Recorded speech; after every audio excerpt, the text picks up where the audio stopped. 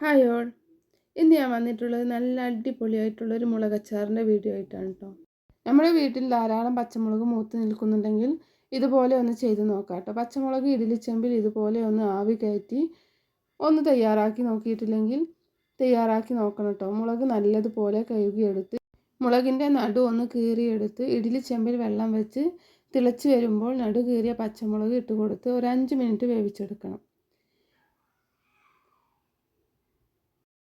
പച്ചമുളക് ആവി കയറ്റിയതിന് ശേഷമാണ് കേട്ടോ ഞാൻ നടു കീറി കൊടുക്കുന്നത്. അങ്ങനെ ആകുമ്പോൾ പെട്ടെന്ന് തന്നെ നമുക്ക് നടു കീറിയെടുക്കാൻ സാധിക്കും.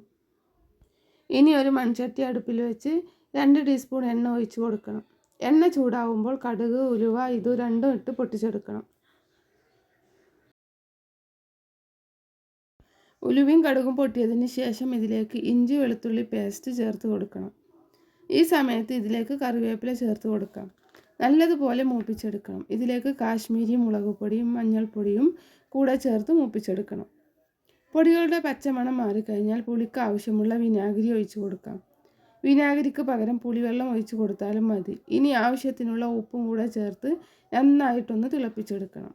തിളച്ചതിന് ശേഷം നമ്മൾ ആവി കയറ്റി വെച്ച പച്ചമുളക് ഇതിലേക്ക് ഇട്ട് കൊടുത്തിട്ട് മീഡിയം ഫ്ലെയിമിൽ 5 മിനിറ്റ് തിളപ്പിച്ചെടുക്കണം. ഇടയ്ക്ക് ഒന്ന് ഇളക്കി കൊടുക്കണം.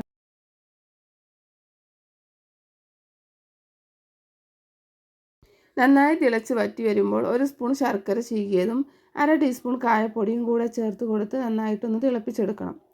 നല്ല ടേസ്റ്റി ആയിട്ടുള്ള മുളകച്ചാർ റെഡി ആയിട്ടുണ്ട്. ഇതിലെ ഒരു മുളക് മതി ഒരു പ്ലേറ്റ് ചോറ് കാലിയാവാൻ. അത്രയ്ക്ക് ടേസ്റ്റി ആയിട്ടുള്ളൊരു അച്ചാറാണ്. ഇതുണ്ടാക്കാൻ സിമ്പിളുമാണ്. എല്ലാവരും ഒന്ന് ട്രൈ ചെയ്ത് നോക്കണം. ഇഷ്ടമായിട്ടുണ്ടെങ്കിൽ ചാനലൊന്ന് സപ്പോർട്ട് ചെയ്യണം. എല്ലാവരും ഒന്ന് ട്രൈ ചെയ്ത് നോക്കിയിട്ട് ഫീഡ്ബാക്ക് അറിയിക്കണം. നെക്സ്റ്റ് വീഡിയോയുമായിട്ട് വീണ്ടും കാണാം. Thanks for watching.